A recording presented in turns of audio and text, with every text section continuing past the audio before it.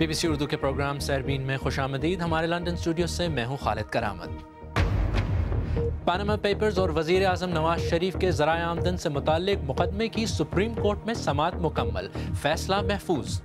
یہ مکافات عمل کے ہیں جو بھی ہے کہ جی آئی ٹی نے خود ریکمینڈ کیا ہے کہ یہ معاملہ جو ہے یہ نیب میں جانا چاہیے. امدادی ادارے آکسفیم کے مطابق یمن میں ہیضے کی بدترین وبا سے 3.5 لاکھ سے زیادہ لوگ متاثر, 1800 ہلاک. اور سائنس فکشن سائبورگ کا نام تو آپ نے سنا ہی ہوگا. ٹیکنالوجی کے ہفتہ وار سلسلے کلک میں آج ملیے گا آئی بوگ سے. پاکستان کی سپریم کورٹ نے پاناما پیپرز کے مقدمے میں سماعت مکمل کر کے فیصلہ محفوظ کر لیا ہے. سماعت کے آخری دن عدالت نے مقدمے میں شامل تمام فریقوں کے حتمی دلائل سنے اور اس دوران ایک موقع پر عدالت نے کہا کہ وہ فیصلہ سناتے وقت وزیر اعظم کی نااہلی کے معاملے کو بھی ضرور دیکھے گی. اسلام آباد سے شہزاد ملک کی رپورٹ. عدالت کا فیصلہ محفوظ ہونے کے بعد فریقین کا رخ ججز کے بعد کیمروں کی طرف ہو گیا. اللہ کا شکر ہے کہ سارا کیس تکمیل پہ پہنچ گیا ہے. ہر کوئی پر امید ہے کہ جیت ان کی ہی ہوگی. پچھلے سال پاناما پیپرز میں شریف خاندان کی جائیداد کا ذکر ہونے کے بعد عدالت کے 5 رکنی بینچ نے اس مقدمے کی سماعت 4 جنوری کو شروع کی. 9 مئی کو اس معاملے پر مشترکہ تحقیقاتی ٹیم تشکیل دی گئی. 10 جولائی کو اس ٹیم نے اپنی حتمی سفارشات عدالت کے سامنے پیش کر دیں. ماہرین کہتے ہیں کہ سارا کچھ عدالت کے سامنے آ چکا ہے, اس لیے اب اس مقدمے کے فیصلے میں زیادہ تاخیر نہیں ہوگی.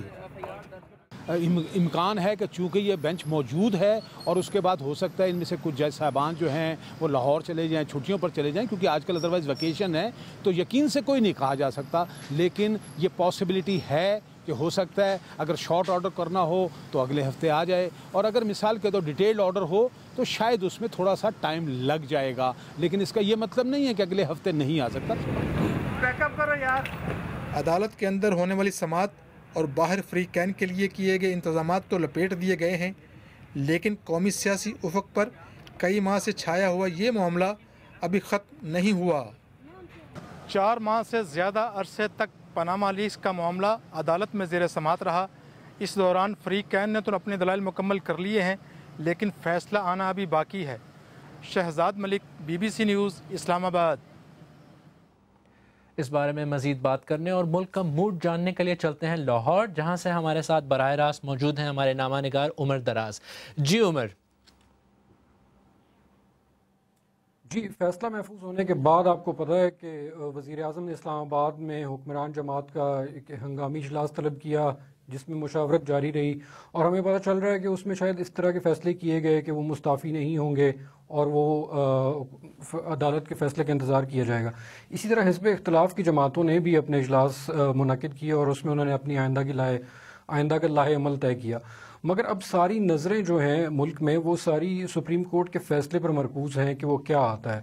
اس حوالے سے میں نے بات کی سپریم کورٹ آف پاکستان کے سابق چیف جسٹس ارشاد حسن خان سے اور ان سے پوچھا کہ کیا فیصلہ متوقع ہے, کیا فیصلہ آ سکتا ہے, تو انہوں نے کچھ اس طرح کہا. ڈسکوالیفیکیشن کا فیصلہ موجودہ ریکارڈ پہ کریں, وہ ہم میرٹ پہ فیصلہ کریں گے, یا وہ یہ آپ چاہتے ہیں کہ اس کو ہم ٹرائل کورٹ میں ریفر کر دیں, نیب کو ریفر کر دیں ریفرنس کے لیے. تو بادی النظر میں یہ معلوم ہوتا ہے کہ ان دونوں میں سے ایک چیز ہوگی. اچھا سر, اس کے حوالے سے یہ جو فیصلہ آئے گا یہی 3 رکنی بینچ کرے گا یا 5 رکنی بینچ؟ یہ 3 ججز جو بینچ بنا یہ امپلیمنٹیشن بینچ ہے, تو اس فیصلے کی اس کی امپلیمنٹیشن کروانی ہے. تو امپلیمنٹیشن کیا کروانی ہے کہ بھئی آپ جی آئی ٹی مزید اس کی تفتیش کرے اور رپورٹ دے, اس رپورٹ پہ انہوں نے فیصلہ کرنا ہے. تو یہ ضروری نہیں ہے کہ یہ 5 جج صاحبان کے پاس جائے. سپریم کورٹ جو ہے وہ خود ایز ٹرائل کورٹ بھی یہ مقدمے کا فیصلہ کر سکتی ہے؟ سپریم کورٹ نہیں کر سکتی, نہ اس کو اس قسم کی کوئی جورسڈکشن ہے. یہ تو 184(3) کے تحت ہے, تو وہ اگر میٹیریل موجود ہو اس پہ وہ فیصلہ دے سکتی ہے, جیسے ان کا ڈسکوالیفیکیشن کی حد ہے, لیکن ٹرائل اس کا خود نہیں کر سکتی. اس حوالے سے ایک پریسیڈنٹ آلریڈی موجود ہے. نہیں, دیکھیے میں آپ سے کروں, جو پہلا کیس تھا وہ کچھ ڈسٹنگوشیبل ہے, اس میں ایک کنٹیمپٹ ہوا, कोर्ट ने उस कंटेम्प्ट में उसमें भी फैसला किया। सुप्रीम कोर्ट को फैसला करना है मेरिट पे, ये सादिक अमीन है या नहीं है, एक तो ये रास्ता है, और दूसरा रास्ता ये है कि हम इसको नैब को रेफर कर दें और नैब रेफरेंस कर दे अकाउंटेबिलिटी कोर्ट में और वहाँ आपका ट्रायल हो। तो इसमें कितना टाइम लग सकता है? देखिए ना, जैसे कि टाइम तो बहुत लगता है, साल 2-2 साल लग जाते हैं। लेकिन इस केस में क्या सुप्रीम कोर्ट स्पेसिफाई कर सकती है कि इतने टाइम पीरियड के अंदर? बिल्कुल, और सुप्रीम कोर्ट को मेरी दानिश में करना भी चाहिए, ये और करेगी सुप्रीम कोर्ट। और अगर सर हम ये सादिक और अमीन ना रहने की बात करें तो उस सूरत में भी क्या ट्रायल नहीं होना चाहिए कि जुर्म साबित? वो तो ट्रायल तो होगा, लेकिन ये फैसला सुप्रीम कोर्ट ने करना है कि ट्रायल होगा इस केसेस पे, वो मटीरियल पे है ना। करप्शन केसेस तो एक साइड पे हुए, जो क्रिमिनल चार्जेस हैं जैसे कि डॉक्यूमेंट्स फोर्ज करने का चार्ज, तो वो भी उसी में साथ लग जाएंगे, वो भी नैब ही वो भी करेगी? नैब कर लेगा साथ, एक ही केस है उसको साथ कर लेगा। इसके लिए 2 अलग कोर्ट्स में नहीं भेजा जा सकता? चल भी सकता है, तो ये तो फिर सुप्रीम कोर्ट की स्वाबदीद पे है। ये थे साबिक चीफ जस्टिस इरशाद हसन खान, और वो कह रहे थे कि मामला जो है वो नैब कोर्ट में भी जा सकता है। अब अगर नैब कोर्ट में जाता है तो उसका तरीकाकार क्या होगा? इस हवाले से मैंने बात की साबिक अटॉर्नी जनरल इरफान कादिर से, और उनका कहना था कि अदालत जो है वो नैब चेयरमैन को ये मामला भेजेगी, जो इसको देखेंगे कि क्या इसके ऊपर कार्रवाई की जा सकती है, और अगर की जा सकती है तो फिर वो इसको नैब अदालत में भेजेंगे, और इसके साथ जो JIT की कार्रवाई है वो भी तमाम अदालत को भेजी जाएगी। मगर उनका ये कहना था कि सुप्रीम कोर्ट इसके हवाले से, नैब के हवाले से पहले ही अदम एतमाद का इज़हार कर चुकी है, तो अब इस मुकदमे को किस तरह चलाया जाएगा, इस हवाले से उन्होंने तफसील से मुझे बताया। ये मकाफात अमल के हैं, जो भी है कि JIT ने खुद रिकमेंड किया है कि ये मामला जो है ये नैब में जाना चाहिए, और जब नैब के पास जाएगा तो कम से कम ये बात खुल के सामने आ जाएगी कि ये जो 2 माह का पीरियड ये जो JIT बनाई गई थी, खा ये कानूनी थी या गैर कानूनी थी, ये एक फ्यूटाइल एक्सरसाइज ज़रूर थी, क्योंकि अगर नैब के पास ही मामला जाना था, इवेंचुअली नैब ने ही तफ्तीश करनी थी, तो फिर ये सारी JIT की ज़रूरत क्यों पेश आई? अगर नैब में जाता है केस तो इसका फ़ायदा हुक्मरान जमात को होगा? मैं नहीं समझता इसका फ़ायदा या नुकसान होगा, बिकॉज नैब को सुप्रीम कोर्ट भी अब मॉनिटर तो करेगी ना जी। वो अगर ये फ़ैसला देते हैं कि इसमें फ़र्दर इन्वेस्टिगेशन नहीं होनी चाहिए, तो फिर सुप्रीम कोर्ट उसके रीज़न्स तो देख सकती है, या वो रीज़न्स हाई कोर्ट में भी तो चैलेंज हो सकते हैं। तो इसलिए इस वक्त चूँकि सारी कौम की नज़रें सुप्रीम कोर्ट से हट के फिर नैब की तरफ चली जाएंगी, तो नैब मेरा ख्याल है न्यूट्रल एक्ट करना पड़ेगा उनको। बड़ा मुश्किल है नैब के लिए और सुप्रीम कोर्ट के लिए कि इनको ईज़िली क्लीन चिट दे दी जाए, तावक्ते के ये वो जो एसेट्स हैं उनकी लेजिटिमेट सोर्सेज जो हैं बाय एंड लार्ज और रीजनेबली एक्सप्लेन नहीं कर देते। जो मवाद या एविडेंस है उसकी छान फटक कानून शहादत के मुताबिक भी की जाएगी? जी बिल्कुल, नैब के कानून में भी कुछ प्रोविजंस हैं, लेकिन वो प्रोविजंस कानून शहादत के मुताबिकत रखते हैं। यहाँ पे जो रेलेवेंट प्रोविज़न है कानून शहादत यानी एविडेंस के बारे में, वो 14C है। 14C of the national accountability ordinance कहता है कि कोई भी शख्स जो कहता है कि ये कुछ प्रॉपर्टीज़ जो उसकी हैं, तो फिर बारे सबूत उसी पर होगा कि वो इस्टेब्लिश करे कि उसने वो प्रॉपर्टीज़ कैसे हासिल की। ये 14C कहता है। JIT के मेंबर्स जो हैं, ये JIT की कॉन्स्टिट्यूशन जो है उसके ऊपर भी हुक्मरान जमात की तरफ से ख़ास तौर पे काफ़ी सवाल उठाए जाते रहे।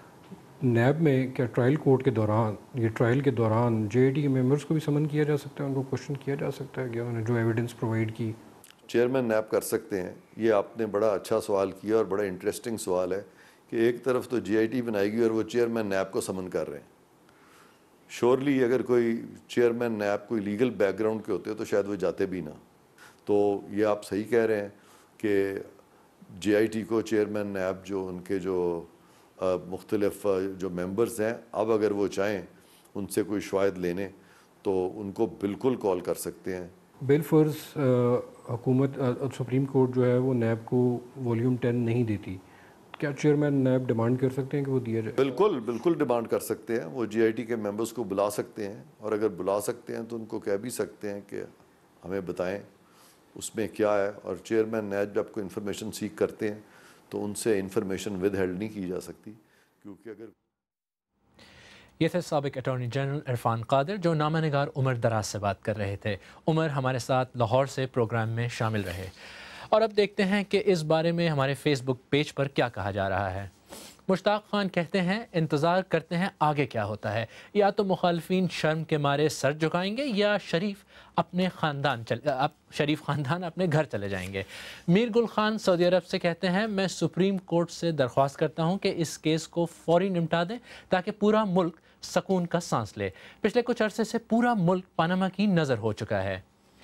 جیمتے میم لکھتے ہیں ایسی بہترین جمہوریت جہاں حکمران اپنے خلاف ہونے والی تحقیقات کو سازش کہہ کر جمہوری اداروں کو تنقید کا نشانہ بناتے ہیں۔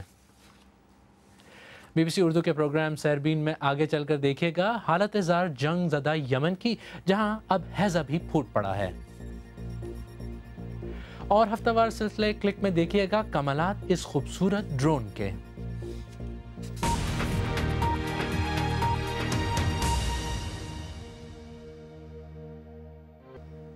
بی بی سی اردو کے پروگرام سیربین میں ایک بار پھر خوش آمدید، میں ہوں خالد کرامت۔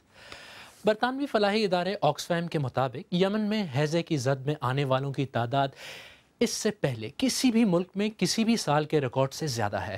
یمن میں 3 ماہ قبل ہیضہ پھیلنا شروع ہوا تھا اور آکسفیم کا کہنا ہے کہ اب تک 3.5 لاکھ سے زیادہ افراد اس بیماری سے متاثر ہو چکے ہیں اور تقریباً 1800 اپنی جان گنوا چکے ہیں۔ یمن 2 سال سے خانہ جنگی کی آنچ میں جھلس رہا ہے۔ رپورٹ پیش کر رہی ہیں سمرہ فاطمہ۔ یمن خانہ جنگی سے نڈھال ملک، خوراک کی قلت سے نمٹنا ہی آسان نہیں تھا، اب جان لیوا ہیضے نے بھی ملک کو آ گھیرا ہے۔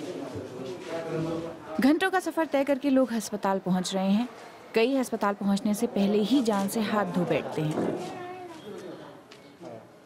سمیرہ بھی اپنی بچی کو علاج کے لیے گاؤں سے شہر لائی ہیں، ان کی مشکلیں کم ہوتی نظر نہیں آ رہی۔ ایک فضائی حملے میں ان کا گھر تباہ ہو گیا، اس کے بعد خوراک کی قلت اور اب ہیضہ۔ اگر میرے ہاتھ میں ہوتا تو میں خود اپنی بچی کا علاج کر لیتی، لیکن یہ میرے بس میں نہیں ہے۔ بہت ہی تکلیف دہ حالات ہیں، ہم کیا کریں؟ تقریباً 70 لاکھ افراد خوراک کی قلت سے پہلے ہی مقابلہ کر رہے ہیں۔ سمیرہ کمزور جسم کے ساتھ بچی کو دودھ نہیں پلا پا رہی۔ پاؤڈر کا دودھ بچی کو ہیضے کے بیکٹیریا سے متاثر پانی میں مل رہا ہے۔ جلد علاج نہ ہونے کی صورت میں ہیضہ جان لیوا ہو جاتا ہے۔ دارالحکومت صنعا میں واقع اس ہسپتال میں روز سینکڑوں نئے مریض آ رہے ہیں۔ ہم بین الاقوامی برادری سے انتہائی پرزور اپیل کر رہے ہیں کہ وہ ہمیں جلد از جلد دوائیں فراہم کرے۔ خوراک کی قلت میں کمزور پڑ چکے جسم بڑی آسانی سے بیماریوں کی گرفت میں آ جاتے ہیں۔ عبداللہ کو مہینوں سے اچھی خوراک میسر نہیں ہوئی ہے۔ خوفناک حالات ہیں، آپ یہاں حالات دیکھیے۔ جن کے پاس کچھ پیسے ہیں ان کو پھر کچھ دستیاب ہے، باقی لوگوں کے پاس کچھ بھی نہیں ہے۔ میرے جیسوں کو تو روٹی بھی نہیں مل رہی۔ اصولاً ہیضے کا علاج یا اسے ٹالا جانا ناممکن نہیں ہوتا ہے، لیکن یمن میں صاف پانی اور معقول علاج کی قلت میں ہیضہ تیزی سے پھیل رہا ہے۔ اب کچھ مختصر عالمی خبروں پر ایک نظر۔ اسرائیل میں 50 برس سے کم عمر والے مردوں کو مقبوضہ بیت المقدس کے حرم شریف میں جمعے کی نماز پڑھنے سے روک دیا گیا۔ پولیس نے وہاں پہنچنے والے فلسطینی عبادت گزاروں کو روکا، جس کے بعد ان کے بیچ جھڑپ ہوئی اور پولیس نے ان پر آنسو گیس کا استعمال کیا۔ مسجد اقصیٰ کے باہر میٹل ڈیٹیکٹر لگانے کے بعد اب اس واقعے سے علاقے میں کشیدگی بڑھ گئی ہے۔ بحیرہ ایجن میں آنے والے شدید زلزلے سے یونانی جزیرے کوس پر کم از کم 2 افراد ہلاک ہو گئے ہیں۔ یو ایس جیولوجیکل سروے کے مطابق 6.7 کی شدت سے آنے والے اس زلزلے کی گہرائی 10 کلومیٹر تک تھی۔ سیاحوں کے لیے معروف اس جزیرے پر کم از کم 100 افراد زخمی بھی ہوئے ہیں۔ توقع کی جا رہی ہے کہ آج برطانیہ میں ایئر ٹریفک کنٹرولرز 8,800 سے زائد فلائٹس کنٹرول کریں گے۔ یہ اس سال میں اب تک ریکارڈ کی گئی سب سے بڑی تعداد ہوگی۔ برطانیہ میں ایئر ٹریفک کنٹرولرز نے خبردار کیا ہے کہ برطانیہ کی فضا طیاروں کی تعداد کے لیے کم پڑ رہی ہے اور اس سلسلے میں فوری اقدامات کی ضرورت ہے۔ اور اب کچھ ذکر ٹیکنالوجی کا۔ قومی کردار سائبورگ ویسے تو بچوں کے رسالوں اور فلموں میں بہت زیادہ دیکھا گیا ہے، لیکن کیا حقیقی زندگی میں بھی اس کا وجود ہے؟ اور آپ گھر بیٹھ کر انٹرنیشنل اسپیس اسٹیشن کا نظارہ کیسے کر سکتے ہیں؟ اور ایک اور नई उड़न तश्तरी खला में क्या कर रही है, ये सब कुछ हफ्तावार टेक्नोलॉजी बुलेटिन क्लिक में आज गजनफर हैदर के साथ।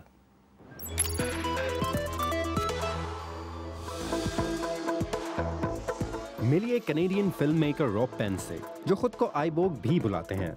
9 साल पहले एक हादसे में उनकी एक आंख चली गई और उन्होंने अपनी नाकारा आंख की जगह कैमरा लगवा लिया। उन्हें यह ख्याल अपने फ़ोन कैमरे को देखकर आया। ये इन्हें देखने में तो मदद नहीं देता, लेकिन इस कैमरे से ली गई तस्वीर रिकॉर्ड ज़रूर करता है। उन्होंने इस कैमरे से ली गई तस्वीर से एक डॉक्यूमेंट्री भी बनाई है।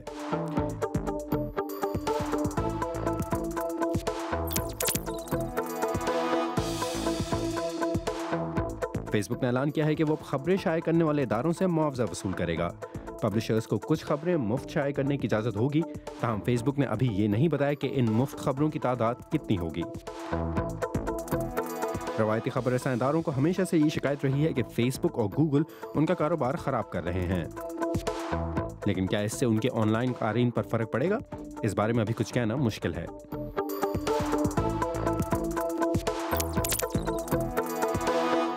दो आंखों वाली ये छोटी सी उड़न तश्तरी असल में एक जापानी ड्रोन है, जो कि इंटरनेशनल स्पेस स्टेशन में खलाबाजों की मदद करता है। ये 3D प्रिंटेड है और इसे ज़मीन से कंट्रोल किया जाता है। इसकी मदद से ज़मीन पर मौजूद अमला स्पेस स्टेशन की निगरानी कर सकता है और ये खलाबाजों के काम में उनकी रहनुमाई भी करता है। इसका नाम एंट बॉल है और ये प्रोपेलर्स और नेविगेशन मार्कर्स की मदद से चलता है।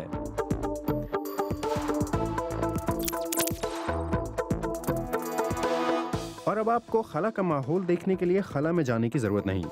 गूगल स्ट्रीट व्यू ने इंटरनेशनल स्पेस स्टेशन के अंदर का माहौल दिखाने के लिए खलाबाजों की मदद ली है, जिन्होंने स्पेस स्टेशन के चारों अतराफ से तस्वीर ली हैं, जिन्हें Google international space station street view का नाम दिया गया है। अब आप ISS स्ट्रीट व्यू की मदद से अपने लैपटॉप से खला का माहौल देख सकते हैं।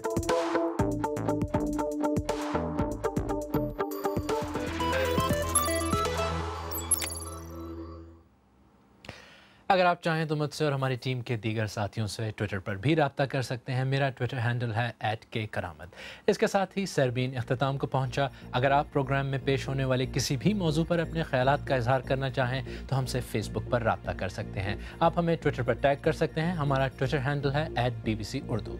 खालिद करामत को अब इजाज़त दीजिए।